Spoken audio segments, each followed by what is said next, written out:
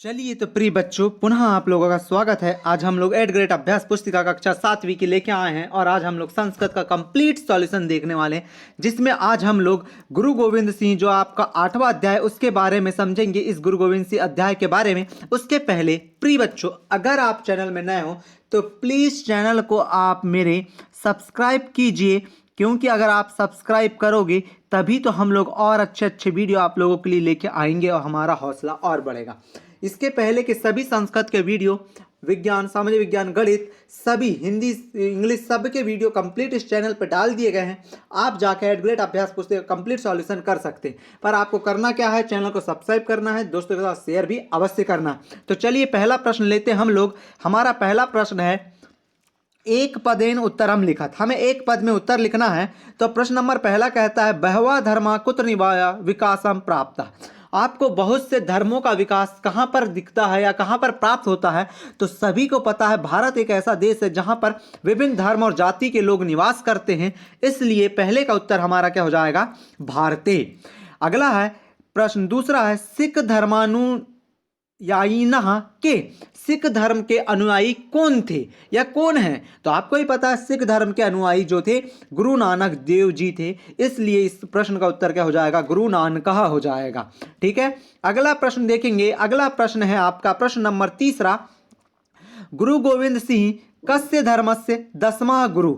जो गुरु गोविंद सिंह हैं, कौन से धर्म के 10वें गुरु हैं? तो हमें पता है, गुरु गोविंद सिंह जो हैं वह सिख धर्म के 10वें गुरु हैं। सिख धर्मस्य मतलब कि सिख धर्म के 10वें गुरु जो है गुरु गोविंद सिंह हैं। अगला प्रश्न है, चौथा प्रश्न है, सर्वदा खड़ग धारणम के कुर्वंती।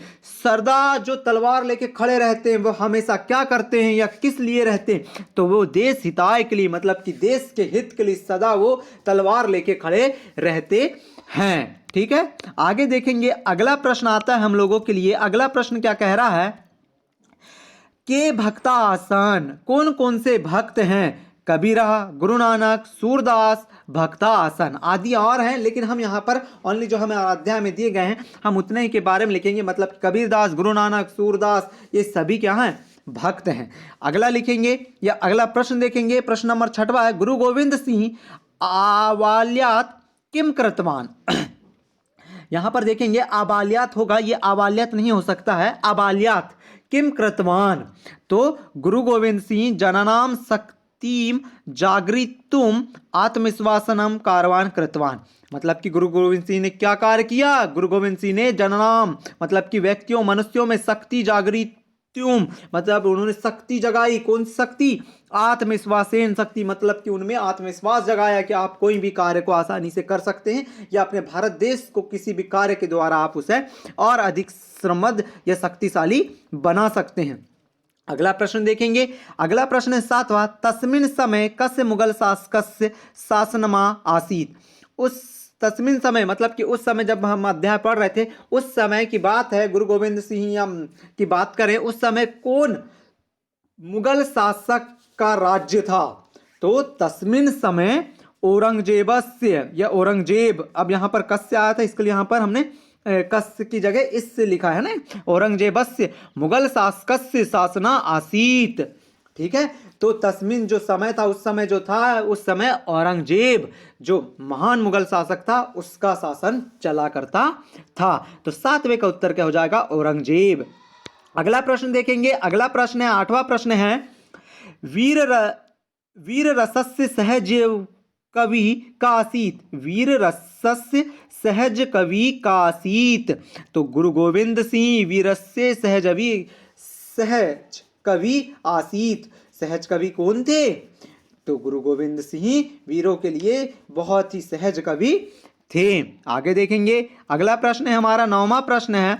9वां प्रश्न क्या कहता है, पाठे आगंतनाम धर्म संरक्षणाम वीर पुरुषाणाम विषय एक एक वाक्यम लिखत। मतलब कि इस पाठ में आए हुए कोई भी जो महान जो लोग थे, यानी कि धर्म की जो रक्षा करते थे, उन वीर पुरुषों के बारे में एक वाक्य लिखिए। जैसे यहाँ पर गुरु गोविंद सिंह के हमने बारे में एक वाक्य लिखा है, तो क्या है देखेंगे गुरु गोविंद सिंह के बारे में। गुरु गोविंद सिंह सिखस्य 10वां गुरु आसीत। गुरु गोविंद सिंह जो हैं वह सिखों के 10वें गुरु हैं या थे। सिखों के 10वें गुरु कौन थे?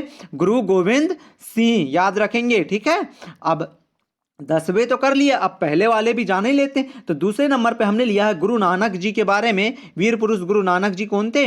गुरु नानक एव सिख धर्म से प्रवर्तक, मतलब कि सिख धर्म के प्रवर्तक कौन थे? गुरु नानक जी थे। अर्थात गुरु नानक ने ही सिख धर्म की स्थापना की या सिख धर्म को यहां पर लाया। अगला प्रश्न देखेंगे। अगला प्रश्न है 10वां प्रश्न क्या कह रहा है बच्चों? विभिन्न धर्मेषु पूजा स्थलानाम किम किम कथ्यते सूची निर्माणम कुरुत।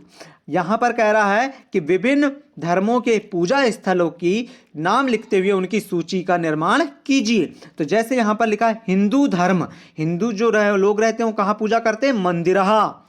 मुस्लिम धर्म, वो कहां करते हैं? मुस्लिम धर्म के मस्जिद। ईसाई धर्म कहां करते हैं? चर्च में। और बौद्ध धर्म क्या करते हैं? चैताल्या। मतलब कि इस प्रकार से हमने 10वें प्रश्न में सभी स्थानों के यानी कि जो पूजा स्थल है उनको कंप्लीट लिख लिया है। आप भी इस प्रकार से यहाँ पर लिखे हुए पूरे धर्मों के बारे में, उनके पूजा स्थल के बारे में लिख सकते हैं। अगर आपको अब भी कोई डाउट लगता है तो कमेंट अवश्य कर लीजिएगा। पर चैनल में नए हो तो चैनल को सब्सक्राइब कीजिए, लाइक कीजिए और दोस्तों के साथ शेयर भी अवश्य कीजिए। अगर आपको इसकी PDF चाहिए तो आप टेलीग्राम चैनल को ज्वाइन कीजिए, डिस्क्रिप्शन में लिंक है और वहाँ से इसकी PDF प्राप्त कीजिए। ठीक है बच्चों।